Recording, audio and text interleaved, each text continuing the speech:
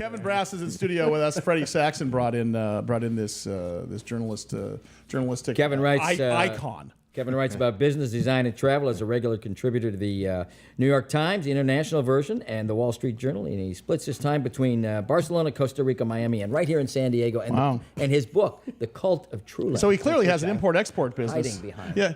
He has an import-export business because he goes from Costa Rica to Colombia to Peru. That does sound a little suspicious, doesn't it? Really, it was like, okay, sure, we'll talk about that. I got to ask you, Kevin, about since you are a media critic and you are at the tip of the spear here, we got to talk about Brian Williams because for me, when I did it on the talk show, and for many of you know that I do a talk show in San Diego and LA in the afternoon.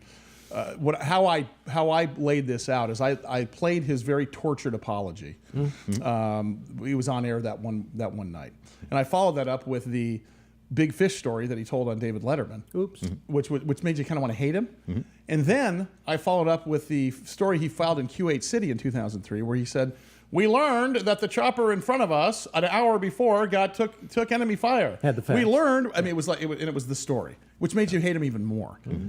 Why would a guy like that? There's very few touchstones in our lives. One of them is the evening news. It may sway to the right a little bit. It may sway to the left a little bit. But you can sit down and you can watch it and you can let your eyes roll in the back of your head and you can trust the guy. That's the one thing you have to have. Why do you suppose he thought he had to be that guy? Okay, so let's start off with the theory and the reality that almost all anchors are a bit of myth, right? They're all a bit of blowhards. They have an image has been created for them. They believe their own PR. They believe their own PR. They're portrayed as happening journalists who are out in the field. They're all do that to a certain degree. The difference with Brian Williams, if he had just been a blowhard on Letterman, if he had just been making up stories and sort of embellishing his stories, he probably could have got away with it. The line for Brian Williams was that he did it in a story. He went on the air and included that whatever myth he was making up, his fantasy he was making up, and he included that in a news story. And you hit on it. You do have to wonder, now, if a guy is willing to make that leap in a news story where, like, okay, he forgot that he wasn't in the helicopter that was shot. I believe he misremembered. So once you make that leap, though, then it's completely legitimate to question everything else he did. Yeah. Because if you do have that mindset that you're willing to cross that line in a news story, then you've got issues that are not. Some people just embellish in conversation. Who's the guy, the head of the VA hospital, that kind of says, "Oh yeah, I served in the special forces," or whatever. When he's talking to the homeless guy. Yeah, just to kind of bring him in, make him feel good. I didn't think that was a misrepresentation. Yeah. Here's my badge, and like, oh no. And by the way, I'll even defend O'Reilly here, because for a guy just to be, okay, it's a war zone, not a war zone. He was just sort of pumping his resume, whatever. The difference is, if you're going to put it in a news story, you better know what you're talking about, and you better have it right. He was a rising star in Q8 City in 2003. I mean, Brian Williams was not the anchor. He was just that guy that was. You knew he was going to be the next guy coming up. He was the Scott Pelley. He was the boy du jour coming through there, and he was out there with these guys and very heroic journalism. He filed a great story originally. And at some point, it's amazing to me, and I don't think we'll ever see him back in that chair. I think he's toast. I think he's toast. Oh boy! But America loves a comeback, though. Don't you think he's going to come back and be he's going to have else? something?